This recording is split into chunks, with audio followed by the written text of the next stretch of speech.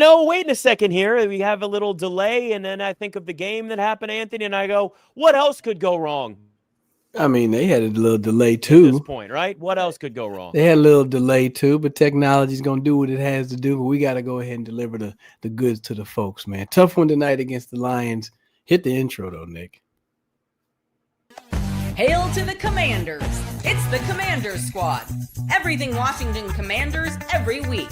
Covering all the big hits and game-changing plays from the heart of the nation's capital. The way only the Locked On Podcast Network can. Rally the burgundy and gold. The Commanders Squad Show starts now.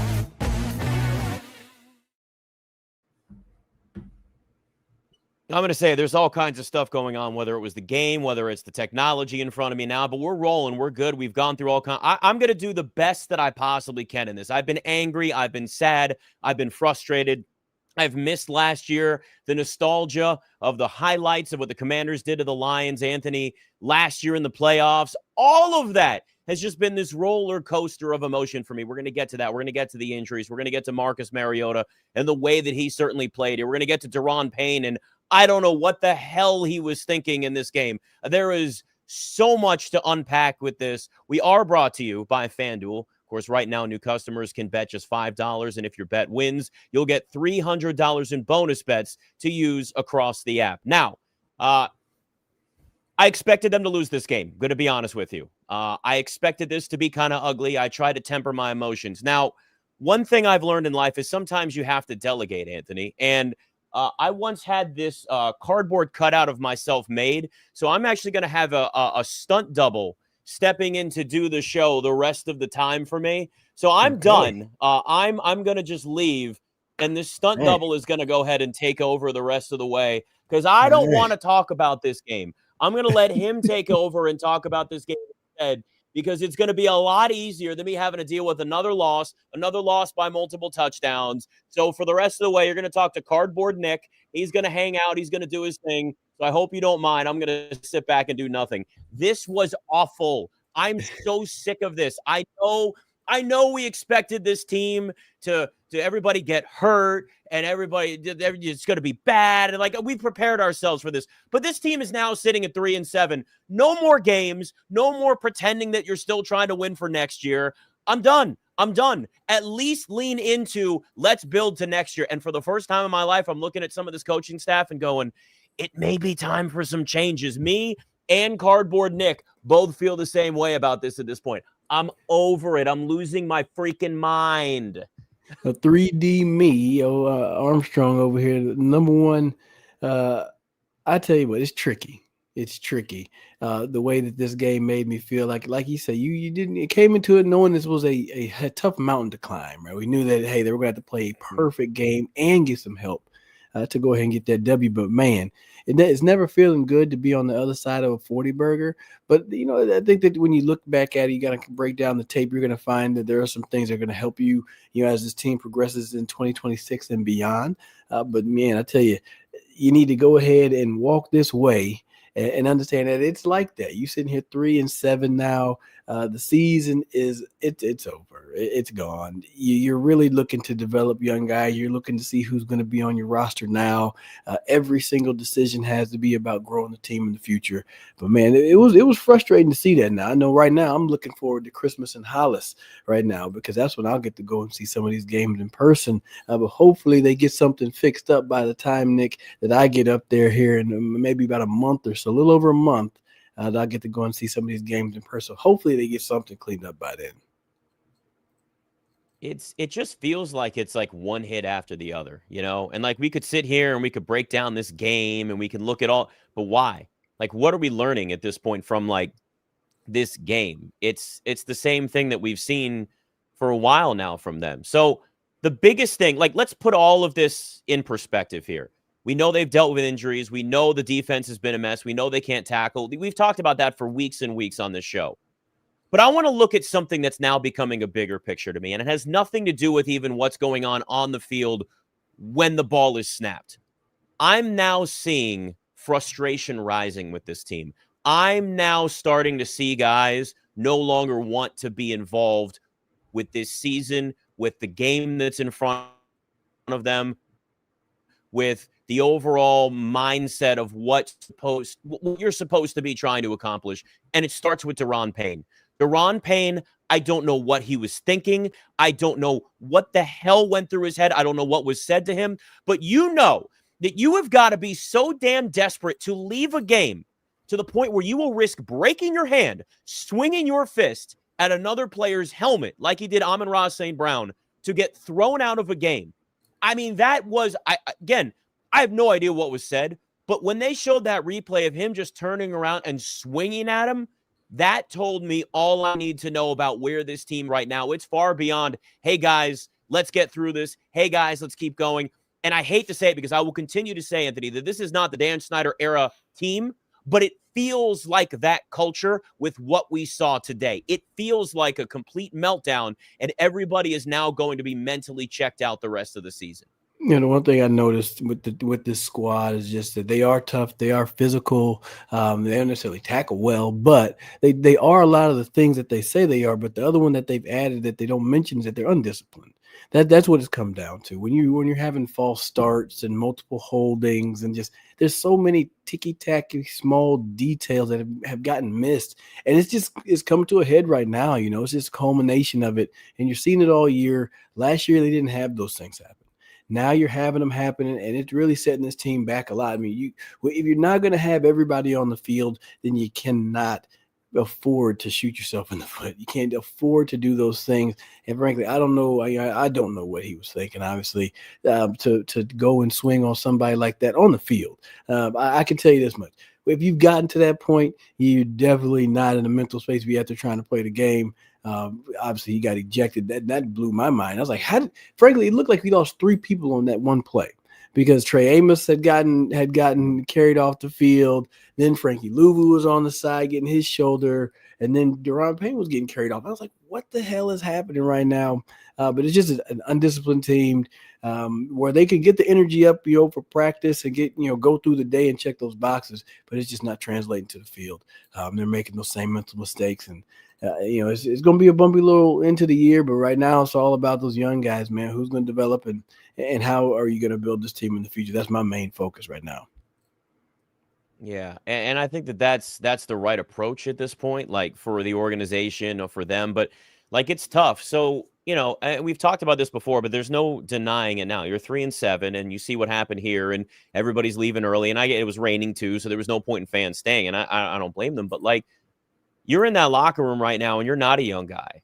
How do you sell that message? And I don't have the answer. You've been in those locker rooms. You've seen the good. You've seen the bad. Like, how do you sell a message to keep guys like Daron Payne, like Bobby Wagner, like Zach Ertz? I know they're professionals but like they're human. And there's clearly Daron Payne had some sort of tipping point today that we don't know what it is. I'm sure we'll find out more. David Harrison will be on with us later and maybe give us a little bit more insight from what he found in the locker room. I can't imagine it's going to be a very talkative locker room. So we'll see what that looks like. But like, how do you sell like any level of motivation other than you're a professional, go out and do your job? And that's what I'm really concerned about, is this thing melting down so much to the point where, like, we've seen this before where coaches get fired. And I'm talking Dan Quinn. I'm not talking coordinators. I see a lot of Witt firings in here. And like, there's a certain point where a change is going to have to be made. You've got a Madrid game coming up with Miami, and then you got a bye week. I think changes are coming to this team. They're going to have to do something drastic to try and wake them up as much as they can. But I just don't, Anthony, I don't know how you sell that to a lot of these veterans that like aren't here for just to show what they can do. This is about maximizing what they have left in their careers. Yeah, well, really, you talk about to a veteran. I mean, they're looking at these reps like, hey, they're the only ones that stepped up. They're the only ones that stepped up. And I mean, if you want to field a team that's going to potentially win, I mean, it's just shown that the vets are the ones that are the better players right now.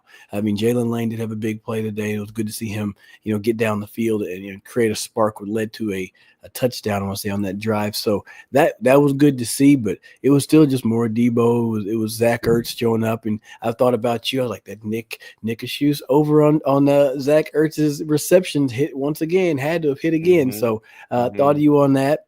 And honestly, man, just right now, the roster just not where it's at. And those OGs, those are the guys, the unction, if you will. The unks have to just hold it down right now. You don't even have enough depth to go throw in a whole bunch of young guys and see what they got. But now the unks are the ones that have to go get it done, man. And if I'm in that situation, if you still think you got a couple of years left, you still trying to put on good tape. You know what I mean? You still trying to put good tape on. If that's going to be in Washington or elsewhere, you're still trying to show that you're a good performer and a good professional and can bring some value to a squad. So the old guys know. It's the young guys that have to really, kind of understand what the next, 8 weeks of the season looks like. Obviously 3-7, you could have a miraculous run, not likely going to happen. So what do you do in this instance, right? Those young guys, you can't check it in. Don't take those reps for granted. Understand that you are being evaluated by this team and other teams. And these are key reps to get better as a player and then to try to come back next year and make an impact. I just put up the thing from Josh M on here. Been waiting for Avonte Davis mid-game retirement from at least one of these vets. Josh, man, it kind of felt like Deron Payne retired at least for the game. I again, like we don't know what was said. It must have been in German. Know what went on there, but like Amon-Ra speaks German, so he might have said something in German, man.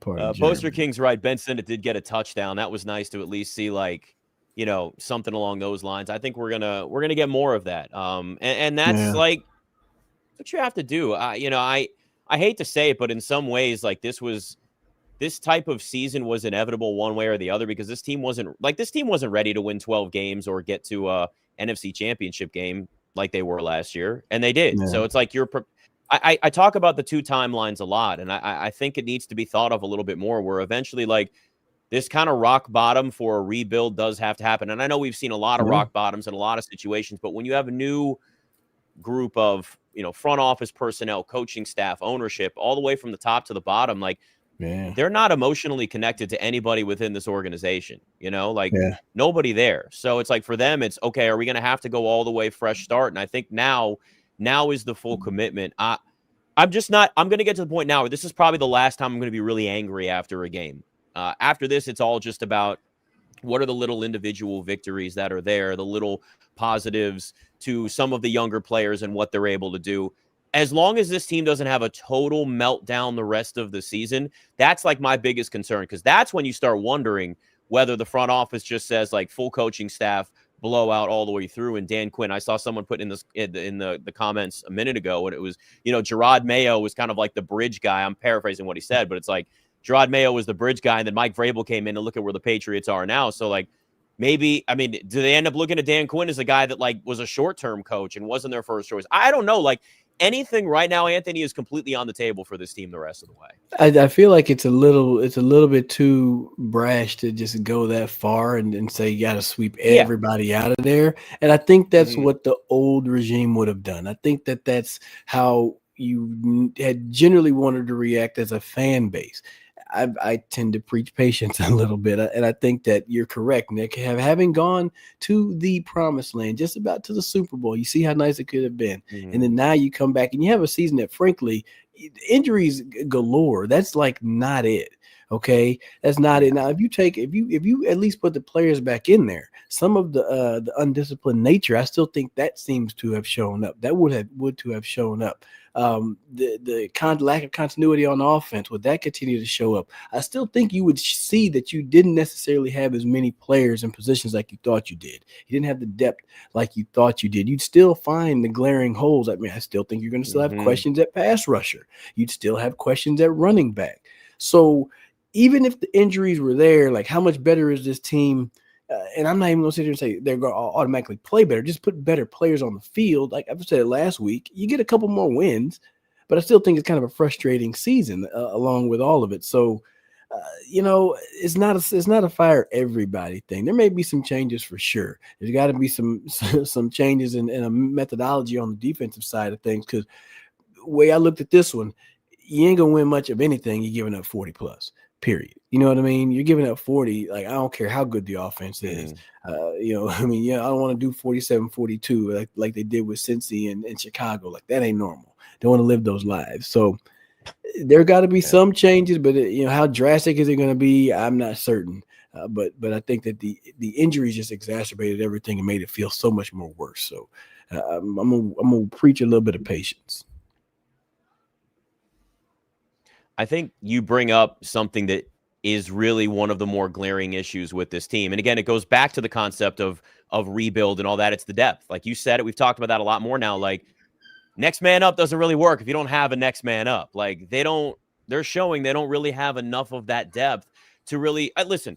Every NFL team has their limits, but like, they just don't have it. Like, especially defensively. I mean, here's the point. It was so bad, and there is such a little amount of respect for this defense and this secondary specifically. The Lions lined up an offensive lineman at wide receiver to start this game. If you want to give a complete middle finger to an entire defensive unit, line a big ugly out there, a wide receiver. Seeing a 70 lining up out wide is the ultimate sign that you don't give a damn about anybody that you're facing on this Commanders defense. That right there, that encompasses what this defense has been for the Commanders the entire season. Even if it was a decoy, even if it was just meant to be almost a joke, even if it, whatever, you did it. You did it because you didn't take this defense seriously enough at all. That might have been what they said. That might have been, he might say that's why we put a lineman out there to start the game. And that might have been what pissed Duran. That would have pissed me off. Because frankly, I didn't see that. I was being a good husband. We were taking down the Christmas holiday stuff, man. So I got the tree down. I was cleaning up and I was productive.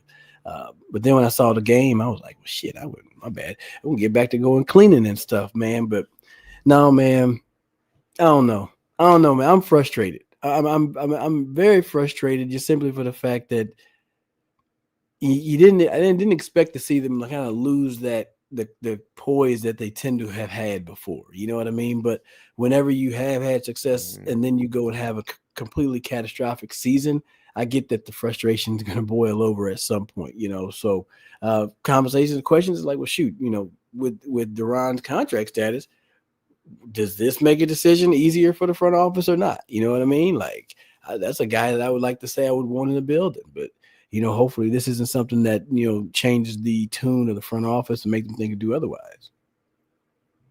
Yeah. And I do see in the comments, by the way, so I know it wasn't to start the game, but it was early in the game. So you know what I mean. Again, it shouldn't have happened at all. They should not have had an offensive lineman lining up a wide receiver at all. That's the point. We can play semantics here, but in reality, that's the point. There should be no number 70 lining up at wide receiver for the Lions against this defense, but there was. And that's really the point. All right.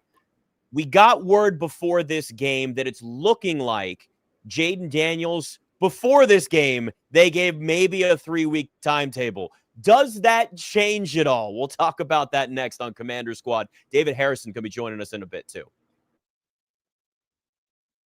I'm Cody Rourke from Locked On Broncos, and this episode is brought to you by Peloton. Peloton is shaping the future of fitness with the brand new Peloton Cross-Training Tread Plus, powered by Peloton IQ. This is Peloton's most advanced equipment yet, giving you real-time guidance and endless ways to move, whether you're running, lifting, or you're cross-training with your favorite instructors like Alex Toussaint. It's training reimagined to make your workout more personal. Peloton is built for breakthroughs with features that help you plan, stay motivated, and hit peak performance. You can let yourself run, lift, flex, and go while Peloton handles all the rest. Plus, Peloton IQ provides real-time strength coaching, tracking your progress and suggesting weights that challenge you so you can get stronger. Plus, the new movement tracking camera, it counts your reps and corrects your form in real time, making sure every rep is safer and smarter. So let yourself run, lift, flex, push, and go. Explore the new Peloton Cross-Training Tread Plus at onepeloton.com. All right, Anthony Armstrong, Nick Ashew, David Harrison going to join us in a bit after he goes through all of the post-game. We'll call them festivities, but I don't think they're actually probably festivities at this point. This is definitely the most active we've seen the comments after a loss or any game. 70s. Yes, Matt, number 70 was wide open. I kind of wish they did throw it to him just to see that. This is, Anthony, man, this is this feels like the kind of like, this is like when you're looking at a pimple and it needs to be popped. We're right now at the point. The pimple on this season, it's time we pop the damn thing. It's come to a head. This is it. We be watching Dr. Pimple Popper There at the you house. go. You know what I mean? That Oh, no, you don't sucker is do that, so do you? nasty. I mean, the wife likes it. You Oh. know what I mean? And I'd put up with it, but I'd be like, I sit there and look at it like this, Nick. I'm like, ugh, that is just filthy. That's so nasty. And that's what it felt like watching this sometimes. I can't lie. It went through my head. I was like, was this what it felt like watching it just way back when I was running around out there?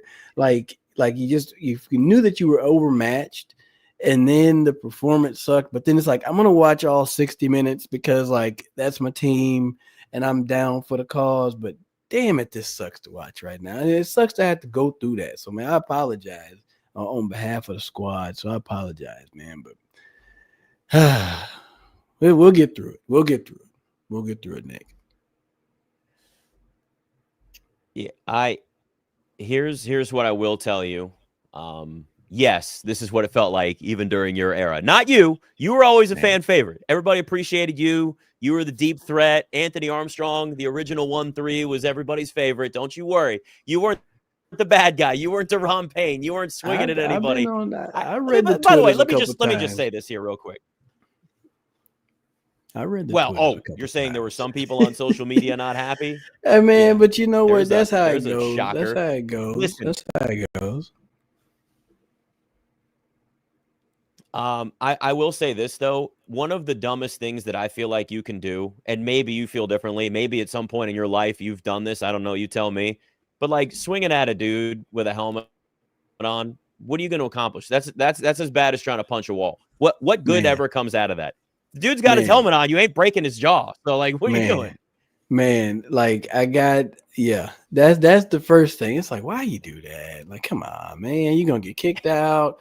You're going to get kicked out of practice, and you're going to get that FedEx, and you know what that FedEx means you have gotten fined. You can try to what do they do? They try to they try to repeal it. Not repeal it, but you know what I mean. They're going to say no. They're going to decline it. They may actually bump it up from that. So that's probably a 6-figure fine, at least 50. If they find Luvu $100K after he went in and begged to not get suspended, yeah, Deron, he getting at least 150K for that punch, man. Not even worth it. You think he gets suspended? I mean, I don't know I feel like with the way the league is going, how they've tried to be safer, maybe they go that route, but it's sure gonna be a pretty ass fine. Because if they suspend him, then there's like a whole game check. That's worse than the fine. Hell, you better go beg. You know what I mean? Get in there and get to begging like Keith Sweat. You know what I mean? Take me back, please, man. Like, I don't know, swinging on folks, man. Like, I don't know. That one, he might find his way off the team. If anything, not off the team.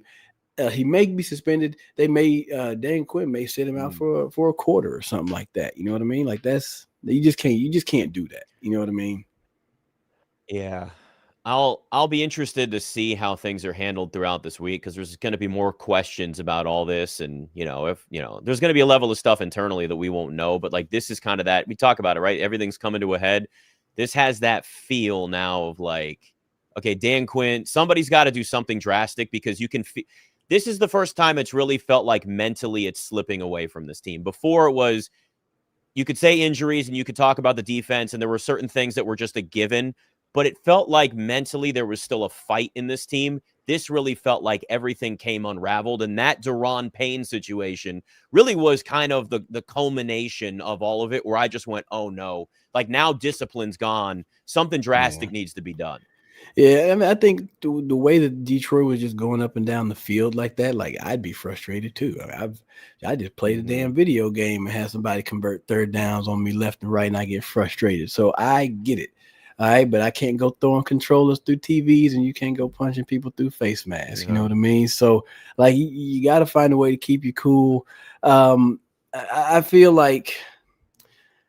Man, I feel like now just focusing on the way the end of the season, what I want to see. I'm looking at how you show up on the field, right? I want to see who actually shows that they give a damn, who shows that they want to be around, who shows that they're trying to improve their play, or who's shown that they're putting in some work. I mean, that's really how you have to evaluate these things. I mean, you see in the comments where they're saying, hey, somebody said they're not going to win another game for the rest of the year. I don't know, man. Ain't no telling what you're going to get out of Miami. So fingers crossed on that one. But ultimately, man, I'm looking to see how guys show up. You know what I mean? I'm looking to see the body language. I'm looking to see who wants to be around here. Looking to see who can step up and make a play. And you were talking before. We're going to talk about Jayden. Should he come back? No, man. I'll let you lead off with that. But no, yeah, that's what I say too. No. N-O. Jayden can sit right over here. He can put it right here. Sit on the shelf. Yep. Come hang out Cardboard with us. Nick agrees here too, by the way. Cardboard Nick agrees. No, absolutely not. Yeah, I'm gonna sit him in. Listen, if they bring Jayden Daniels back at all this year, you are gonna see nothing but cardboard me just sitting here. The rest, like, I won't even do the show. It's just gonna be this. I'm gonna have a stand-in. We need a cardboard cutout of Jayden Daniels out there and not the real thing. No, I'm with you. At this point now, like they talk about, we saw the report. It was I think it was Friday that it came out that it could be 3 games. I sometimes wonder too whether a lot of that is just leaked out. I mean, listen, don't get me wrong. Stuff is leaked out to generate some level of a narrative and create whatever image you want around the team. If you put that out to just make it sound like the team still has something left, something they're fighting for, fine.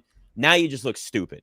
Now you just look like somebody that, like, I mean, leaving him out the way that you did for this team to now be 3-7. Let's say they're 3-10 when he's eligible or healthy enough to come back. You can't do that.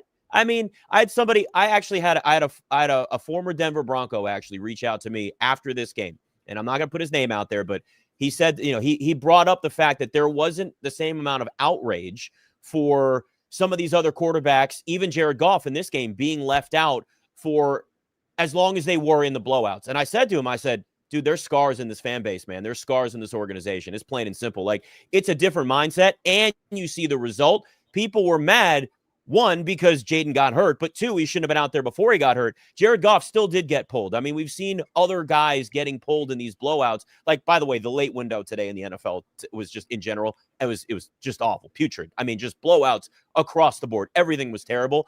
But, like, that's the thing, is that you have to also think about where this organization is. And my dad today called me this. He's like, RG3. I said, Dad, stop. It's not the same thing. Stop. Don't put that evil. Don't put that energy. Don't do it.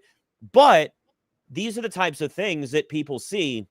And as an organization, you have to think about that. You have to understand that winning this fan base back is going to take time. And fans are going to be, and rightfully so, myself included in this. Like, you've been on the field and been able to block out some of the noise. I know you talk about Twitter and all that, and Twitter's a cesspool, and it's not even fun anymore. It's not fun. But, like, you didn't. I can tell you, like you asked, like, was this what it was like? Yes, it was. Like, this is what it was like watching some of those teams. But there are still players on any one of these rosters for every era, every year. And I'm not just saying this because you're in front of me. You were beloved by this fan base. You were one of those dudes. Like, that's not.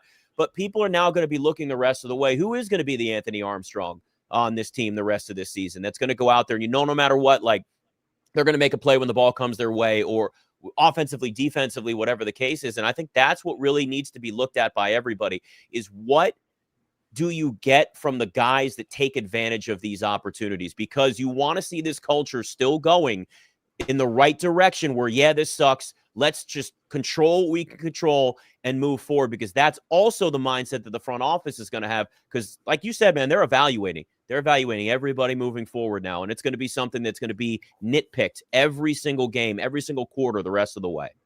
Yeah, when you go back, I see the folks talking about if they would have pulled JD5. Hell, if JD5 would have thrown the ball, then he wouldn't have gotten tackled in this situation. So there's so many ifs, right? And this is one of those leagues where you do need to have your people back out there.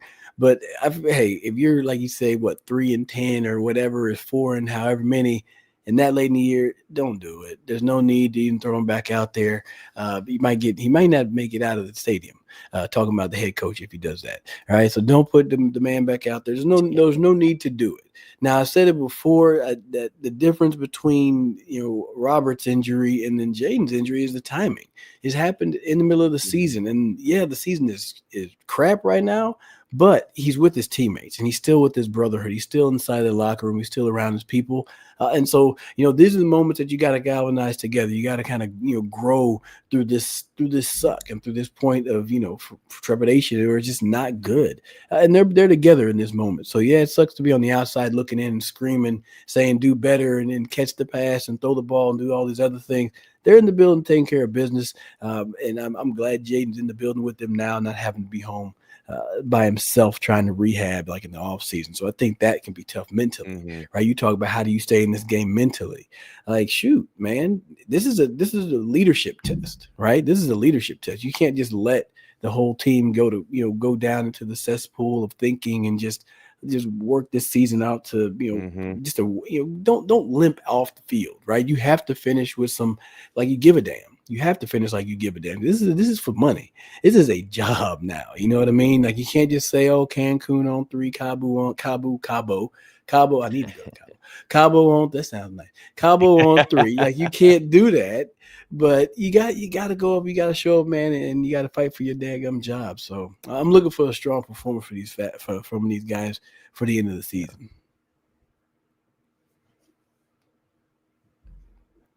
I say I got the comments riled up because everybody's telling you how much they loved you when you played. So see, you're good, man. Like, there's no worries there. Everybody's saying nice things. It's not Twitter. It's this is all at least of this. So you're good. You're good.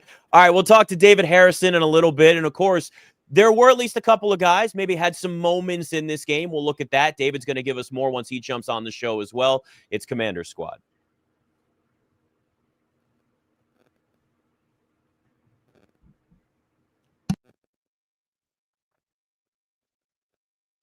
All right, and if you're a business owner, here's the truth. SaaS promised to make work easier, but now the average company is buried by hundreds of apps that slow down your teams and just simply don't work together. That's not SaaS, that's sad. Software is a disservice, and that's why you need Rippling. Rippling is the unified platform for global HR, payroll, IT, and finance, all in one place. They've helped millions of businesses replace a mess of disconnected tools with one system designed to give leaders clarity, speed, and control. By uniting your employees, teams, and departments in one system, Rippling removes the bottlenecks, busy work, and silos that your software created. Everything from onboarding to payroll, IT access runs automatically and perfectly in sync. It's seriously simple to use and gives companies one source of truth for their people, data, and everything they touch. And right now, you can get 6 months free when you go to rippling.com/LockedOnNFL. Learn more at rippling.com/LockedOnNFL. That's rippling.com/LockedOnNFL for 6 months free. Terms and conditions apply.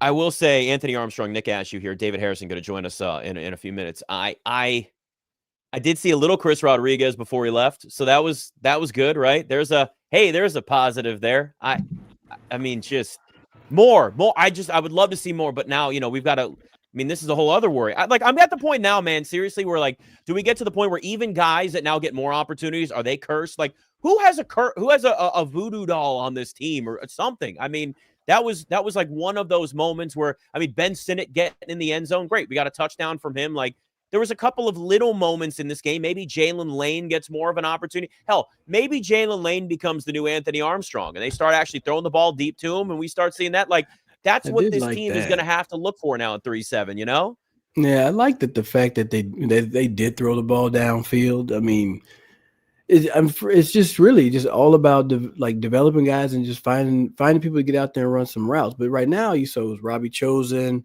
Traylon Burks, Jalen Lane. I mean, hell, everybody's hurt though. You get what I mean? It's like you can't go pull up everybody off the practice squad and get a whole bunch of young cats. I wish that you did have. I wish Luke wasn't hurt. That was getting to be my guy, man. That one sucked. The dude was really balling this year. I know. I'll say, if anything, man, if somebody was asking in the chat, like, how can I say that they can get better?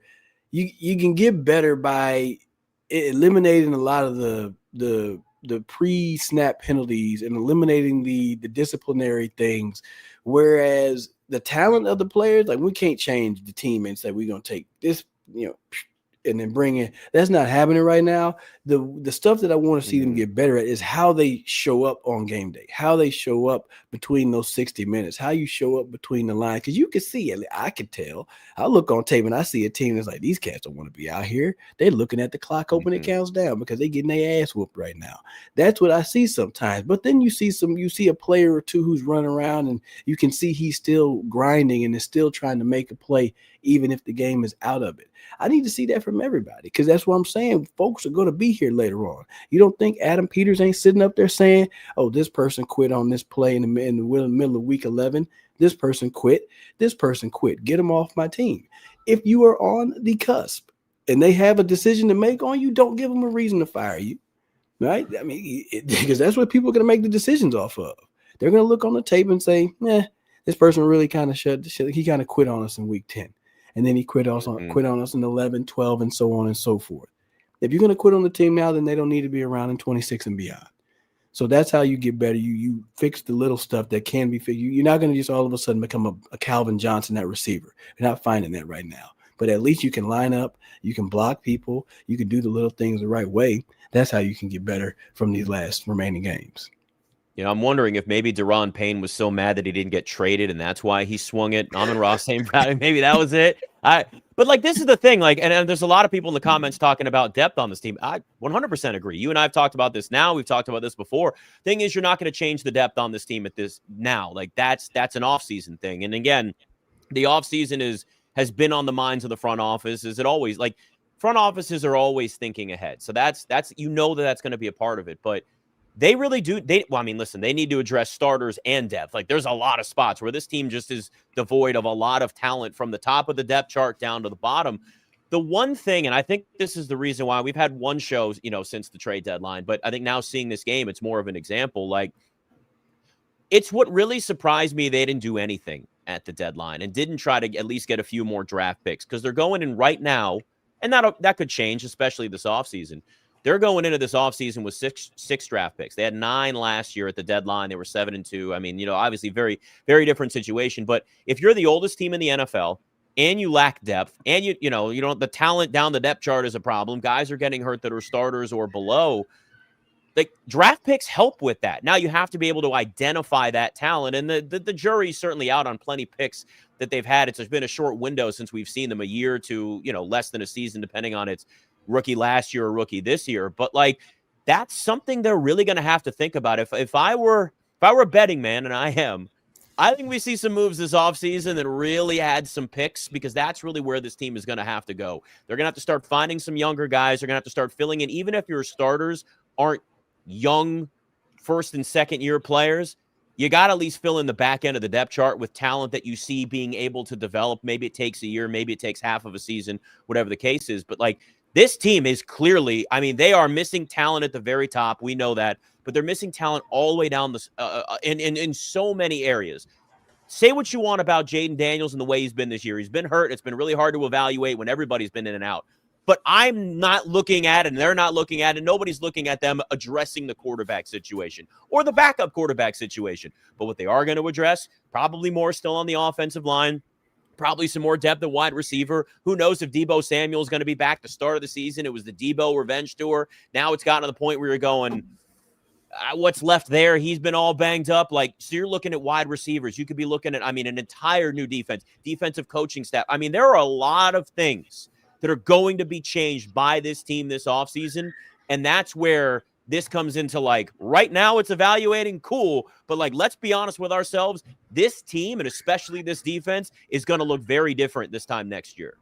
The biggest thing is, obviously, we always talked about these injuries, and that's the frustrating part. And I will say that I wonder if you had, the Terrys out there, how much better would they be? Well, I've already said a couple of wins, probably still not as good as you want to be. But yeah, I think it really accelerates those timelines that you're thinking about. A lot of the guys that you have to make decisions on, they're a little bit older, right? Hey, we could call it what it is. But then it's like, man, with 6 draft picks, do you have to go at it one more season with those guys? And hopefully the people that you picked in the previous drafts can have really developed and really taken it to the next step. That's why even with the injuries this year, the silver lining is that those young guys got more reps, because if Terry was healthy all year, you sure ain't going to have Luke McCaffrey having a lot of action. You're not going to get a lot of Jalen Lane at receiver. So it kind of cuts on both sides, right? It cuts on both ends. But, you can really pick your poison. Pick and choose. It's almost best available. You know what I mean? Like, when the pick rolls in and they say Washington's on the clock, it's best available. Like, if there's a dynamic wide receiver that's there, I think you got to go and get him. If there's a dynamic ass tight end that's out there, I think you got to go and get them. There are a lot of those out there, and you can see that they're difference makers in this league right now. And I don't think they do anything crazy at running back, but I think that anything, especially like pass rushers, something like that, they're going to have to go best available in the draft. If they're able to pick up a couple extra picks, then that's great.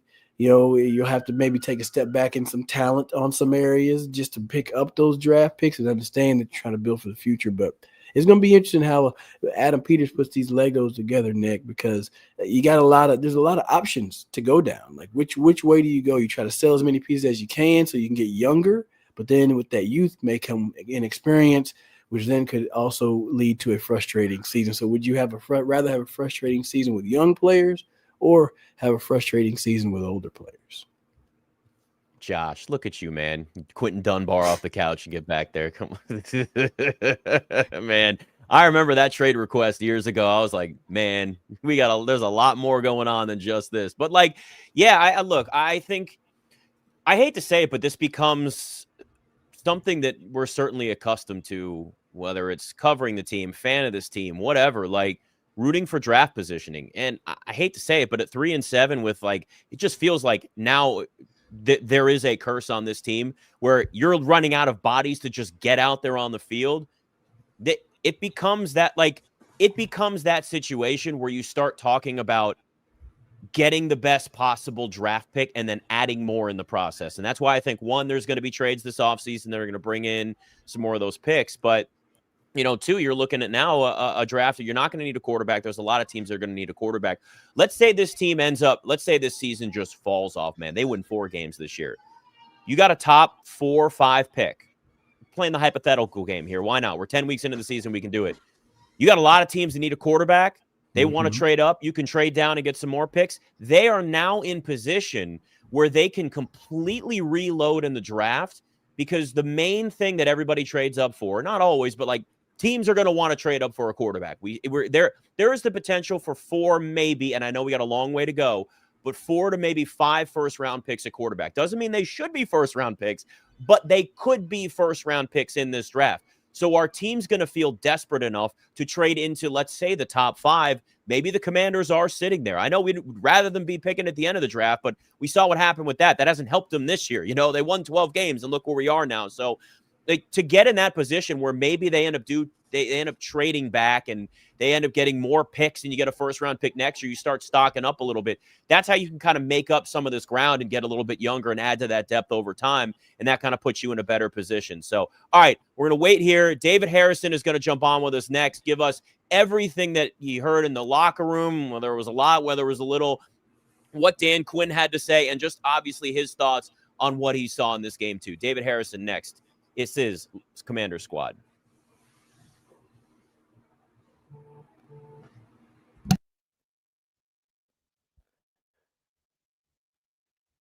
And the NBA is back, not just the NFL, and there's no better place to get in the action than FanDuel, the official sports betting partner of the NBA. Even if you miss the start of a game and you want to ride the hot hand, FanDuel has live bets on everything from who will score next to fourth quarter comebacks. I'll give you a big one here.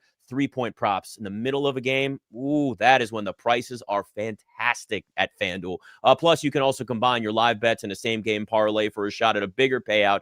It keeps every game exciting, especially when your team's making that late push. Right now, FanDuel is giving new customers $300 in bonus bets. They're still doing this, which is blowing my mind. It's just a $5 bet that needs to win. You get $300 in bonus bets. Head over to FanDuel.com to sign up and play your game with FanDuel, the official sports betting partner of the NBA.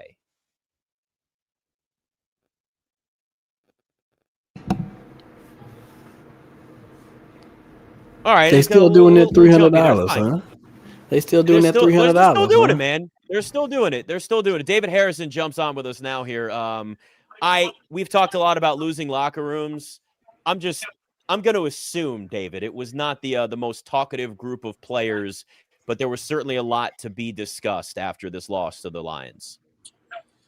Yeah, you would be assuming correctly, and there's obviously a lot to figure out. But honestly, I think how you figure it out is really kind of the piece that people can't figure out. How you figure it out is what we can't figure out, right? So like it kind of goes back to a lot of the press conferences we've had recently with all these coaches and even a lot of these veteran players, especially, is like if they knew the answer, they would already be doing it, right? So that's kind of, I don't want to say helpless can be the feeling, right? But that's just kind of, I think that's just kind of the vibe around the group right now, is just like, even while you're trying to figure out, how can we generate a pass rush better? As soon as you start trying to figure that out, Tom Payne gets ejected because he let his frustrations get the better of him and decided to try to have a fist fight with the helmet. Then it's like, all right, well, let's try to get our coverage plan in line. Let's try to get everybody on the same page of how we're going to cover and how we're going to, cover this guy and this look and all that stuff. And then Trey Amos gets injured, and then Jonathan Jones gets injured. And it's just like, whether it be an injury, whether it be a dumb move, a dumb penalty, whether it be a blown technique, like it just seems like in 2025, whatever wrong thing needs to happen for this team to collapse, that is what happens. Like as soon as they get a little bit of rhythm, boom, take a guy out of the game. Get a little bit more of a rhythm, one guy makes a tackle, one guy blows a tackle, blows a coverage because he thought this or he thought that.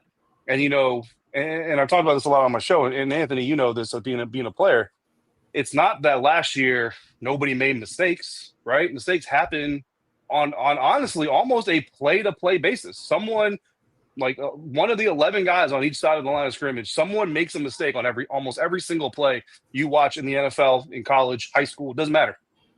The question usually is, or the thing about it usually is, you don't see a team get bit by it as much as you see this team get bit by it. And then, like I said, this play, we did everything right, and guy goes down with an injury. Now we got to get a whole new guy in there. We got to adjust everything we do. We got to get a new guy spun up as fast as possible. Like, it's just one thing after another, man. Like if you're not getting punched in the face, you're getting punched in the gut. Which just popped into my head. There's an Instagram video. I don't know if you guys seen it. It's a dumb video, but it's these two guys doing what guys do. Any ladies out there know we're dumb people. We're dumb people. And they got like a paper plate. They got like horse masks on and a paper plate. I don't know if you see one. My algorithm might just be messed up, but it's like it's 3 hits, and you got one dude with a bat, and the dude with a little wiffle ball bat hits 3 different areas: face, stomach, or. And the paper plate blocks one of the 3 areas, and it's like boom, boom, boom to it, and it just feels like this team. Every boom, boom, boom, boom. That plate is in the wrong position, and you just can't get a win, man. So I probably lost people with that description, but hopefully y'all. That was a beautiful visual. That was beautiful. Yeah. I didn't know where you was going, but you brought that. So you landed the plane. It's a little bumpy, but you landed the plane, and that's kind of that's right. I remember there was a game. It was 2010. We played in New York. And that was, I think we had like 7 fumbles as a team. It was one of them days where it's just like, I don't know what the hell was going on, coach. That's what this whole season has been like. You talking about the mistakes and how they don't get pointed out. Like on defense, yeah, somebody can slip on defense, but then if somebody makes a great play on the front, then you don't even know that the coverage was bad, right? You don't have. So everything that is a weakness has a strong point that is – now it's glaring like, hey, yeah, remember when we said we could cover? Yeah, we also didn't have a pass rush. Well, you should have told me we'd have a, you know what I'm saying? So it's like, which spot do you fix? Because here's the thing. Y'all love talking about the young corner in New England, how good he is and how good he could have been over here. He ain't going to fix this. You know what I'm saying? He doesn't fix this. That's, you know what I'm saying? So it's like, I need a pass rush, you know what I mean? So you have to fix certain other things. They have to really come up with how are they going to address this, right? I think the secondary is a whole schematic. I think there's obviously something that's going on between the defensive coaches and then how it's getting communicated to the players. My favorite saying, you're either coaching it or you're letting it happen. And there's a lot of bad stuff that's out there. And the question is, for the coaches, like, which one is it? Are you letting players, have bad tackling form in practice? Are you letting players let receivers run wide the hell open in practice? If we ain't catching it there, then you sure as hell ain't going to catch it on Sundays. So where the changes happen is probably going to start at the top. Then it'll slowly matriculate its way down. It's just, and David, I don't know how it felt, for you from where you were, but the vantage point for any of us that weren't in the stadium, it felt like this was the first time where it was beyond just bad game, bad things happening. Like, it felt like there was a boiling over frustration. Like, I had so many flashbacks to, Dan Snyder era teams. And again, I will say this is not the Dan Snyder era. Like, just, we need to remember this is going to take time to fix and rebuild, but that doesn't mean you don't get mad in the moment. It doesn't mean you don't get pissed off. It doesn't mean you don't look at this game and look at the last month and go, oh my God, this is an utter disaster, and they're spiraling out. It just felt like this was the first game where it was truly just, Deron Payne and that situation, and then more just unsportsmanlike conducts, Javon Kinlaw and guys getting hurt, and then fans leaving the stadium and it's raining. And I just went like, oh my God, this feels like that era. I know it's not, but it felt like it. And Anthony asked me, he was like, is this what it felt like when you watched some of these Dan Snyder era games? I was there. I was like, honestly, like, it did. And that, I know it's not the same era, and I will shout it from the mountaintops, but it feels like it in the moment. And it definitely felt like it today, David. Yeah, no, I totally get that. I think on the surface, when you look at, it's losing to losing, right? But like, just like no win is like every other win, like no win is the same. Losing is not the same either. And we go back to the early season, Philadelphia Eagles start off, like 4-1, 3-1, whatever it was. And people are like, yeah, you're winning, but and that was the point people were trying to make back then. It's like, yeah, you're winning games, but the way you're winning is not the same as the way you won when you made your Super Bowl run and all that stuff. And you need to make it different. So in this case, the way this team was losing when previous ownership was here, totally different than the way this team is losing. Now, does that make the losing easier, right? Like, as a fan, you sit back and you're like, oh, well, it's different losing. It's a different sub 500 record. So now I'm okay with it. No, like, it still sucks, man. Nobody's asking you to be okay with it. But the difference I can tell you just from being in those locker rooms and being in this locker room, even with being in this locker room with some of the guys that were there in that locker room. Jeremy Reeves comes to mind, obviously, as one of the longest that's been around here. This locker room is truly stunned. This locker room is truly frustrated. The other locker room was just dejected, right? And dejected, to me, is a synonym of defeated, right? Those are the two differences. This locker room is not defeated. This locker room believes, like, when they say we have everybody we need in the building, they believe it. Now, they also will acknowledge, maybe not necessarily on the record, like if you're just talking like man to man,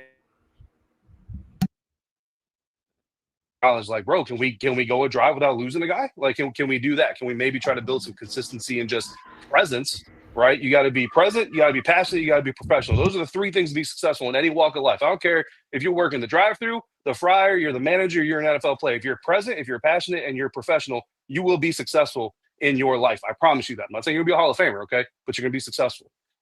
They can't get the presence part right. You know what I mean? They can't get the presence part right. They're passionate. They got that on lock, Anthony. The passion is there to the point where I've talked to some of these players off the record. And Anthony, I don't know, like, I've never been an NFL player, so I know y'all probably got like little nicknames for every media member. You're like, oh, there goes like Billy wants to be your buddy, and there goes there goes the shark, and there goes this guy, right? Like I just he started laughing way too quick when you brought that up too. Like, that's what I would do. That's what I would do. So I'm pretty sure that's what y'all do. We're all humans at the end of the day, right?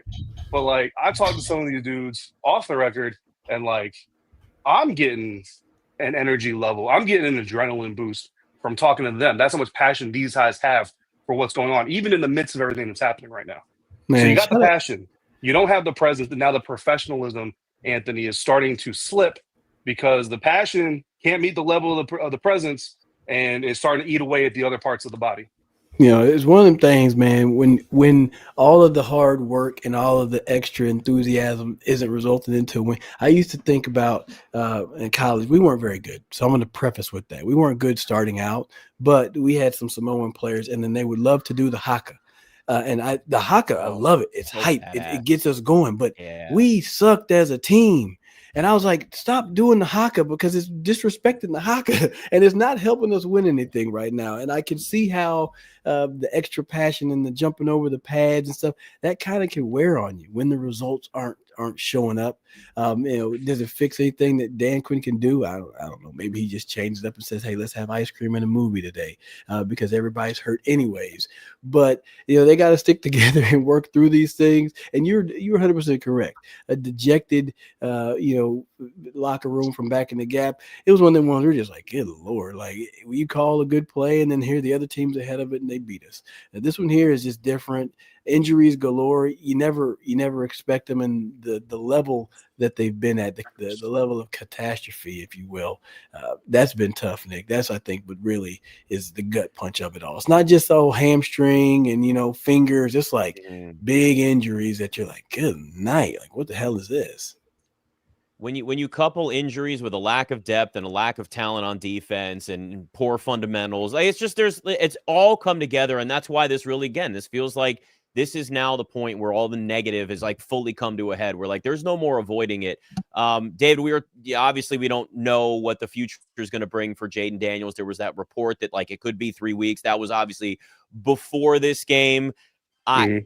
I speak for Anthony and myself, as we've said earlier. Ain't no way you're bringing him back if this team keeps going in this direction. That is one of the dumbest decisions you can make. I don't know whether anything was brought up or not, or you heard anything, but just your thoughts on that situation at this point. Yeah, I mean, the last thing DQ said about Jayden is, the MRI was clean, no ligament, no tendons, no muscular damage, all that kind of stuff. And he's hoping that the next significant update will come after the bye. Obviously, that doesn't necessarily mean that he will play against Denver, or that there's even a chance that he'll play against Denver. But clearly, not putting him on IR means that you hope to have him back within the next 4 weeks, or at least at that 4-week mark, which would be Minnesota, right? This would be game 1. So Minnesota would be that 4th game. And I think that's really kind of the mark where you can maybe look for Jayden Daniels to come back. As far as whether or not he should come back, I was actually talking to somebody about that today, and like, it's one of those conversations that's going to be different for everybody depending on how you see it and how you're living it. And like, for Dan Quinn, who preaches compete to the end, like as long as there is air in the lungs, we're going to go out there and we're going to fight our best fight. What happens, we'll adjust and we'll build off of that. Like, to be a coach, to have that mantra be kind of your mantra, it's hard to then maintain that mantra. Like, if you don't, like, let's say he's eligible or he's medically cleared to come back week 14, Minnesota Vikings, you're on a 6-game losing streak, playoffs are out of the question, you know what I mean? And you say, okay, we're going to roll with Marcus the rest of the way. And then you go in the meeting room. All right, guys, we're going to go out there. We're going to give the New York Giants, the Minnesota Vikings, our best fight. But number 5 is sitting over there ready to fight. Number 5 is over there cleared to fight. Number 5 is over there healthy enough to fight, but he's not fighting.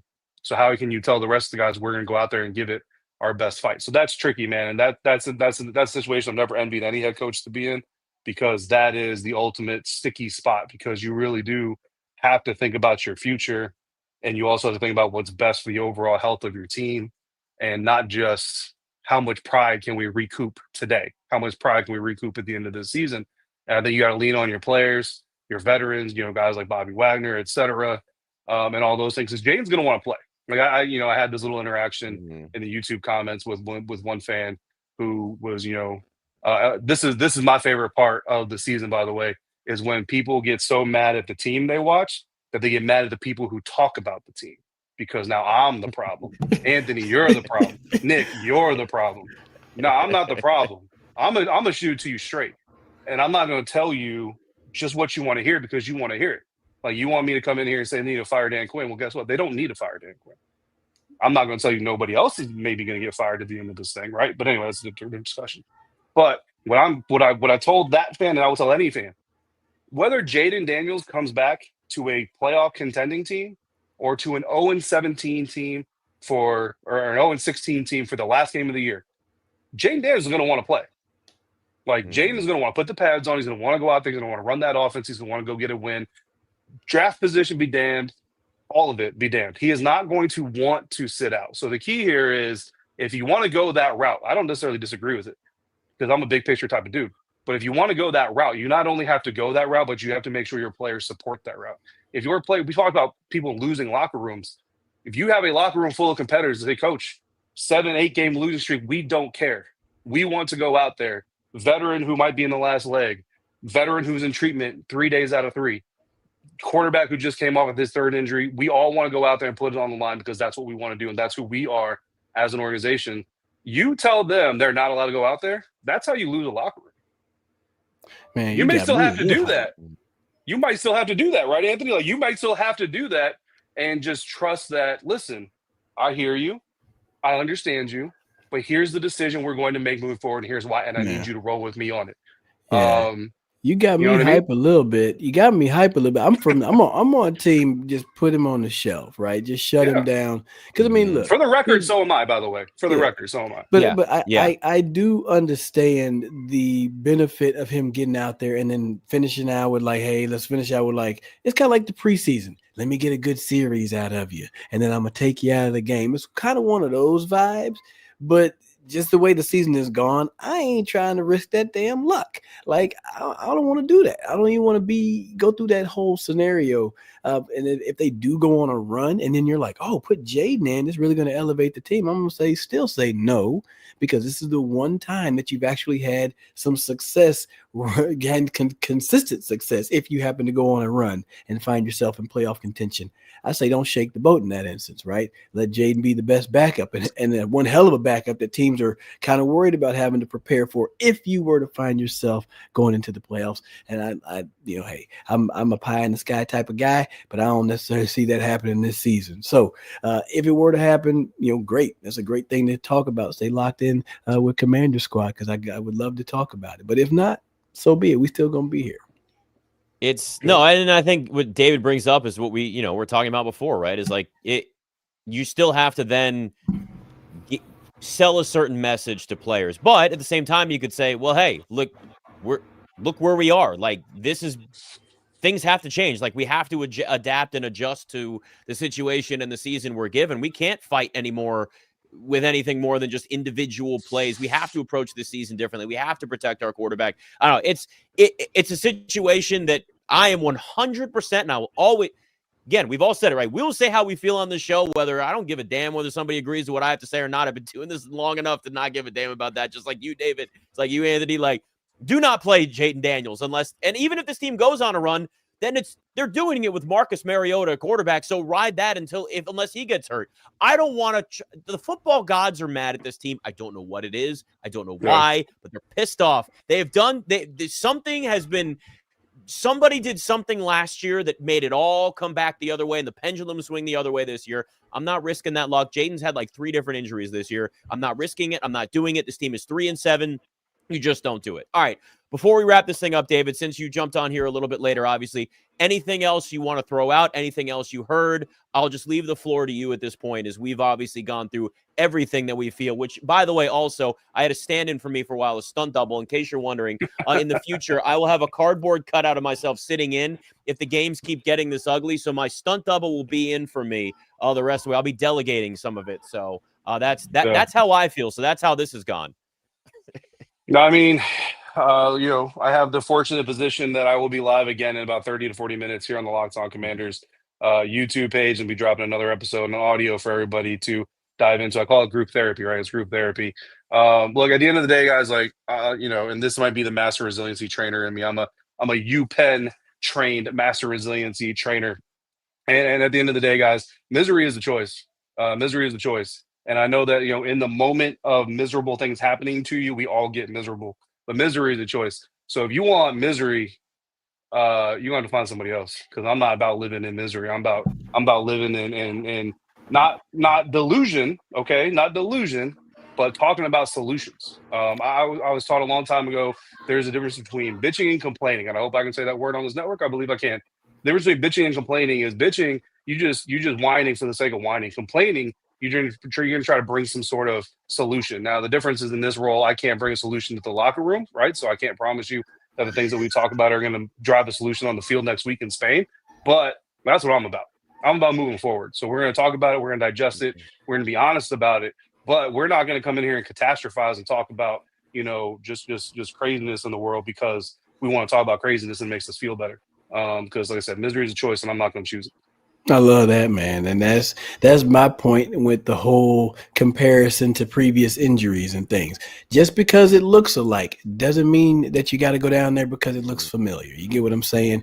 If it looks familiar, then make a designated choice, a distinct choice to say, I will not think that way. I will not go down that path because we don't need you to go down that path.